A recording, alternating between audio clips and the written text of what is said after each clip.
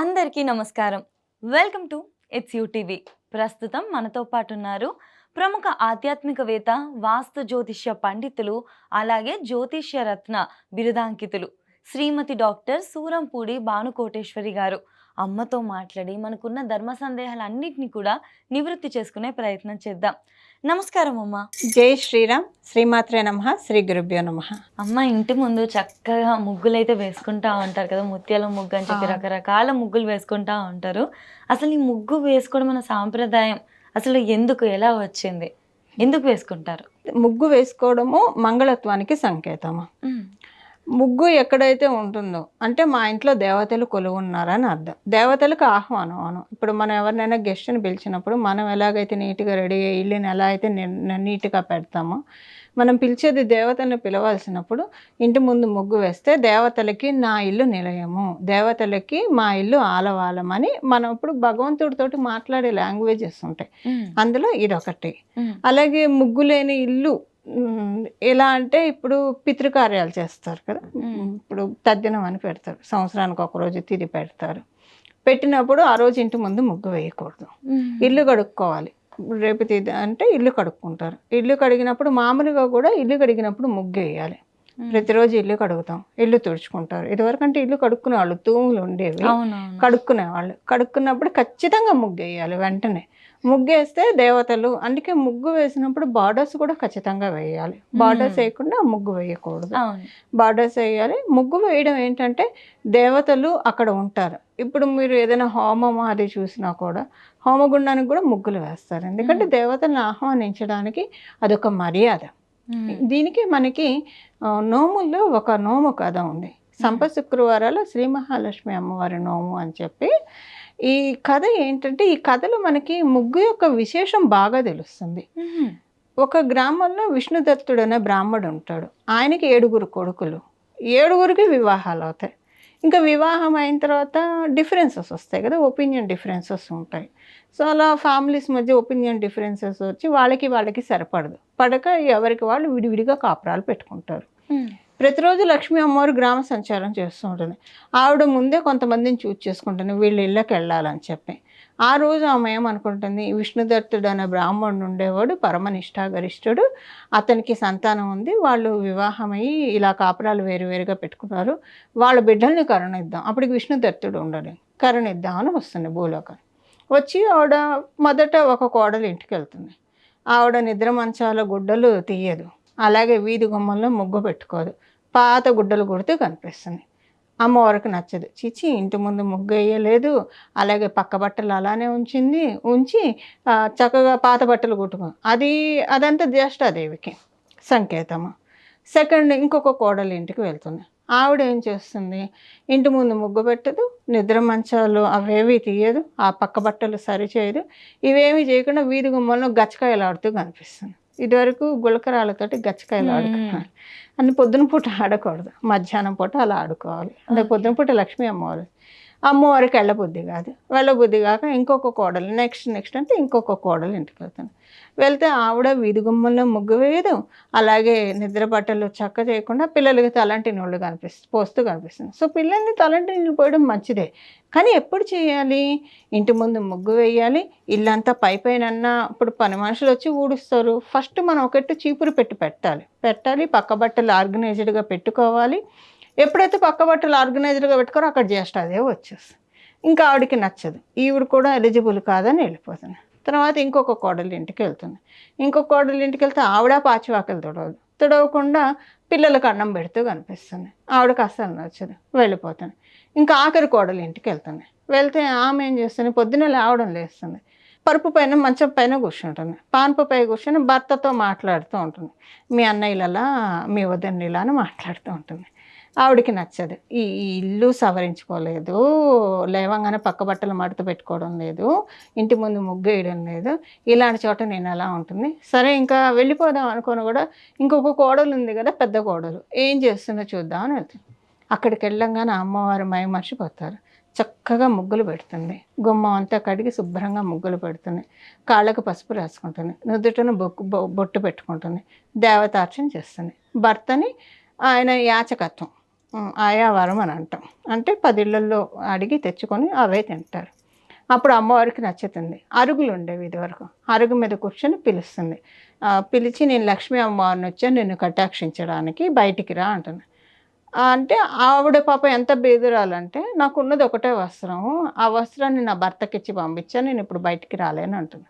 అంటే అమ్మవారు తన చీరలో కొంత చించి ఆవిడకి ఇస్తుంది. అది కట్టుకుంటుంది. నాకు ఆకలేస్తుంది ఏమన్నా వండి పెడతావా అని అడుగుతుంది. అడిగితే ఈవిడ అంటుంది ఇంట్లో ఏం లేదు భర్త యాచన చేసి తెచ్చిందే మేము తినాలి. ఉన్నది ఏం లేకపోతే నీకేం పెట్టగలను తల్లి అని అడుగుతాను. అడిగితే సరే నువ్వు కోమటి దుకాణానికి వెళ్ళు శ్రీ మహాలక్ష్మి అమ్మవారు మీ ఇంటికి వచ్చిందని చెప్పి పప్పు బియ్యం వచ్చాలు అడిగి తెచ్చుకో అని చెప్తుంది. ఆవిడ అలానే కోమటి దగ్గరికి వెళ్ళి పప్పు బియ్యం వచ్చాలు అడుగుతుంది. తెలగవాని దగ్గరికి వెళ్ళి నూనె తెచ్చుకుంటుంది. కంచరవాని దగ్గరికి వెళ్ళి పాత్ర సామాన్లు తెచ్చుకుంటుంది. అంగడివారి దగ్గరికి వెళ్ళి కాయగూరలు తెచ్చుకుంటుంది. కంచరవాళ్ళు అంటే స్టీల్ సామాన్లు వాళ్ళు. అంగడి అంటే ఇప్పుడు మనకి వెజిటేబుల్స్. తెలగ వాళ్ళు అంటే గానుగ నూనెలు ఇవి అమ్ముతారు కదా వాళ్ళు. ఇలాగ అంటే మనకి ప్రొవిజన్ స్టోర్స్ తెచ్చుకుంటుంది. తెచ్చిన సరుకులతోటి నవగాయ పిండి వంటలతో అమ్మవారికి భోజనం పెడుతుంది. ఈ లోపల ఆమె భర్త వస్తాడు. భుజాన మూటలు వేసుకొని వస్తాడు. అందరి దగ్గర సంగ్రహించింది తీసుకొస్తే అప్పుడు అతనికి భోజనం పెట్టి ఈమె తింటుంది. ఇవన్నీ ఎలా వచ్చాయంటే ఇలా లక్ష్మీ అమ్మవారు మన ఇంటికి వచ్చారు అందుకని లక్ష్మీ అమ్మవారు రావడం అంటే ఐశ్వర్యమే కదా డబ్బులు వస్తాయి అన్నీ కొనుక్కున్నాను చేశాను అని. అప్పుడు లక్ష్మీ అమ్మవారు నేను ఇంకెళ్తున్నాను అంటుంది. ఇప్పుడు ఎక్కడికి వెళ్తావమ్మా మధ్యాహ్నం రాత్రి భోజనం చేసి వెళ్ళు అంటుంది. సరే అని ఉంటుంది. రాత్రి భోజనం చేసిన తర్వాత నేను ఇంకెళ్తాను అంటుంది. అమ్మ వెళ్ళొద్దు ఈ రాత్రికి మా ఇంట్లోనే పడుకో రేపు ఉదయాన్నే వెళ్ళు అంటుంది. సరే అంటే అమ్మవారికి చక్కగా ఒక తెల్లటి పరుపు సిద్ధం చేసి పడుకోబెట్టి అమ్మవారికి పాదసేవ చేసి ఈవిడ కూడా వెళ్ళి పడుకుంటుంది. ఈవిడ పరీక్షించాలనుకుంటుంది. ఈవిడికి నచ్చుతుంది ఈ ఇల్లాలు ఇంత పద్ధతిగా అన్నీ పాటిస్తుంది. ఒక అతిథి వస్తే ఇంత సత్కారం చేసింది ఈవిని కదా నేను కటాక్షించాలనుకుంటుంది. ఆయన ఈవిడ పూర్తిగా డిజర్వెన్స్ చూడాలి కదా అంటే ఆవిడ స్థిరలక్ష్మిగా అనుగ్రహించాలనుకుంటుంది ఏదో చంచల లక్ష్మిగా కాదు. అందుకని ఆవిడ ఏం చేస్తుందంటే ఒక రాత్రి వెళ్ళేసి నా కడుపు నొక్కుతుంది అవతలకి వెళ్తా అంటే బాత్రూమ్ వస్తుందని చెప్తే అమ్మ బయట పాములు ఉండొచ్చు చీకటిగా ఉంటుంది బయటకు అప్పట్లో చీకటి కదా బయటకు ఎక్కడ వెళ్తావు ఆ గదిలో కూర్చొని నేను శుభ్రం చేస్తాను ఉదయాన్నే అంటున్నాను. ఇంకా అమ్మవారు కటాక్షించి వెళ్ళిపోతాను అంతర్హితురాలు అవుతుంది. ఉదయాన్నే లేసి చీపురు పట్టుకొని ఆ గదిలోకి వెళ్తాను శుభ్రం చేద్దాను. అమ్మవారు కనిపించదు. బంగారు వెండి వస్తువులు కనక కాసులు ఇవన్నీ కనిపిస్తాయి గది నిండా. ఆవిడ సంతోషించి వెంటనే మహాలక్ష్మి అమ్మవారి కోసం వెతుకుతుంది. మహాలక్ష్మి అమ్మవారు కనిపించదు. ఓ మహాలక్ష్మి అమ్మవారు ఇలా కటాక్షించింది నన్ను అని చెప్పి వచ్చింది సాక్షాత్తు శ్రీ మహాలక్ష్మి అమ్మవారు అని తెలుసుకొని అప్పటి నుంచి ఆవిడ ప్రతి శుక్రవారం కూడా అమ్మవారు పూజ చేసుకుంటుంది. అంటే వచ్చిన శుక్రవారం కంటే ప్రతిరోజు ఆవిడ పూజ చేసుకుంటుంది. శుక్రవారాలు వదలకుండా చేసుకుంటుంది. అలా మనకి ఈ కథ కూడా ముగ్గు యొక్క ప్రాధాన్యత మనకి తెలియజెప్తూ ఉంది. అంటే ముగ్గు అనేది మనం దేవతలని ఇన్వైట్ చేస్తున్నట్టు మర్యాదపూర్వకంగా వెల్కమ్ చేస్తున్నట్టు అన్నమాట. అమ్మవారికి నచ్చుద్ది మన ఇంటికి కూడా వస్తుంది. ముగ్గు లేని ఇల్లు లో దేవతలు ఉండరు అసురులు ఉంటారు. ఓకే ఓకే అమ్మ ఇంకొకటి ముగ్గు పెట్టేటప్పుడు బియ్యం పిండితో పెడితే ఎటువంటి పుణ్యం కలుగుతుంది?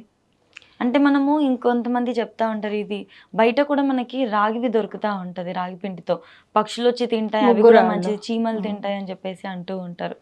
ఏ పిండితో పెడితే మంచిది ఇది కూడా ఒకసారి తెలియజేస్తారు. భూతదయ అని అంటారు. ఇది వరకు మన సనాతన ధర్మంలో ఉన్న ప్రతి ఒక్కళ్ళకి భూతదయ బాగా ఉంటుంది. ఇదివరకు అసలు భోజనం చేసేప్పుడు కూడా ఒక ముద్ద పక్కన పెట్టే తినేవాళ్ళు. తర్వాత ఆ ముద్ద తీసుకెళ్ళి గోడ మీద పెడితే పక్షులు వచ్చి తినేవి. కాకు పక్షులు ఏవో ఒకటి వచ్చి తినేవి. అలాగే ఒక అతిథికి భోజనం పెట్టకుండా తినేవాళ్ళు కాదు. మరి వీటిలన్నిటికీ పక్షులకి పెడతారు.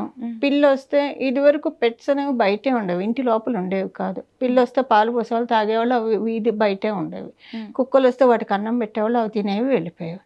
మరి నేల మీద పాకే జీవులు ఉంటాయి వాటికి ఆహారం ఎలా చీమలు అవి వాటికి ఎలాగా ఇలాగ బియ్యపిండితో ముగ్గేస్తే అవి వచ్చి తింటాయి. వీటిల్లో కూడా ఏంటంటే నల్ల చీమలు తింటే శనీశ్వరుడు యొక్క దోషాలు పోతాయి. అలాగే ఎర్ర చీమలు తింటే మంగళ యొక్క దోషాలు పోతాయి. అలా అంటే ఇప్పుడు మనకి అపార్ట్మెంట్ కల్చర్ వచ్చి బియ్యం పిండితో ముగ్గు వేయడం తగ్గిపోయింది, కానీ కొంతమంది వేస్తూ ఉన్నారు. బట్ వేయడానికి వెనక రీజన్ బియ్యం పిండితో వేస్తే ఒక ఆహారం, ఒక జీవికి ఆహారం అందించిన వాళ్ళు అవుతారు. వాటికి ఎంత కావాలి కొంచెం తీసుకొని అవి వెళ్ళిపోతాయి.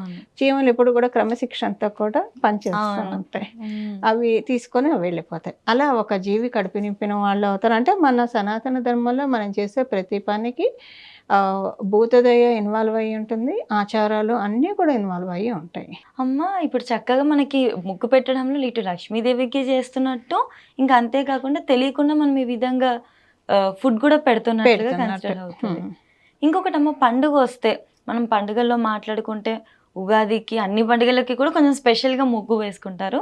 సంక్రాంతికి వచ్చేసరికి ఎప్పుడూ స్పెషల్గా వేయని వాళ్ళు కూడా సంక్రాంతికి ఎట్టి పరిస్థితుల్లో వేస్తారు. ఎందుకు సంక్రాంతికి ముగ్గుకు అంత ఇంపార్టెన్స్? సంక్రాంతి నెలపడతారు, గోదావ్రతం అని చేస్తారు.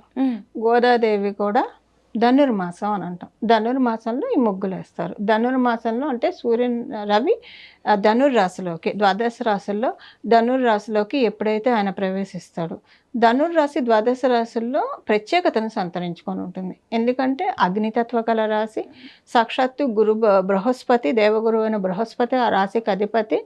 ఆ రాశిలో వెలుగు, అది అగ్నితత్వ రాశి. రవి అంటేనే వెలుగు. ఆ రాశిలోకి ప్రవేశించినప్పుడు అక్కడి నుంచి ధనుర్మాసం నెలపడతారు.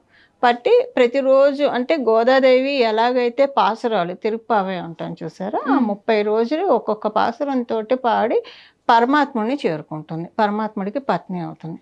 అదే భావంతో ముగ్గులు వేస్తారు. అంటే మళ్ళీ అది ఎక్కడి దాకా మకర సంక్రాంతి రోజు వరకు కూడా ముగ్గులు, మళ్ళీ ఆయన మకర రాశిలోకి ప్రవేశించేదాకా ఈ ముగ్గులు మనం 30 రోజులు వేస్తాం. అంటే కృష్ణుడిని వెల్కమ్ చెప్తున్నట్టు అనమాట, ఒక భక్తి భావం. కృష్ణుడిని వెల్కమ్ చెప్తే అమ్మవారు వస్తుంది కదా. ఇప్పుడు లక్ష్మీ అమ్మవారు అయ్యవారి సహితంగా వస్తే ఎప్పుడు మన ఇంట్లో ఉంటుంది. కానీ ధనుర్మాసంలో వేసే అంటే గురుబలం, ఇప్పుడు నేను చెప్పాను కదా, ముగ్గు వేస్తే దేవతలకి మనం ఇన్విటేషన్. అప్పుడు మీరు నాకు ఫోన్ వాట్సాప్ మెసేజ్ చేశారు, అమ్మ ఎక్కడ ఉన్నారు అని చెప్పి, అంటే నాకు ఇన్విటేషన్ ఇచ్చారు మీరు ఇక్కడికి రమ్మని.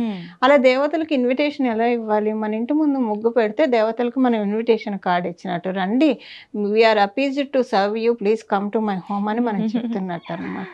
అలా అందులో ధనుర్మాసంలో వేస్తే చాలా, ఇదివరకైతే పెద్ద పెద్ద ముగ్గులు వేసేవాళ్ళు, గొబ్బెమ్మలు పెట్టేవాళ్ళు, ఇవన్నీ చేసేవాళ్ళు. ఇప్పుడు అంత కుదరకపోయినా అసలు ఉన్నంతలో అసలు వదలకుండా, కుదరట్లేదని చేతులు ఎత్తకూడదు, ఉన్నంతలో చేసుకోవాలి. చేసుకుంటే మంచి ఫలితాలు వస్తాయి. ఇవన్నీ కూడా పాటిస్తూ ఉంటే సంవత్సరం పొడుగుతా మనకి బాగుంటుంది. సూర్యబలం బాగుంటుంది, ఆ గురుబలం బాగుంటుంది, దేవతల ఆశీస్సులు బాగుంటాయి.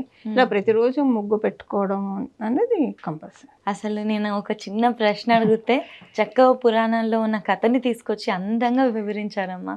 ధన్యవాదాలు. మంగళం. నమో భగవతే వాసుదేవాయ. జై శ్రీరామ్.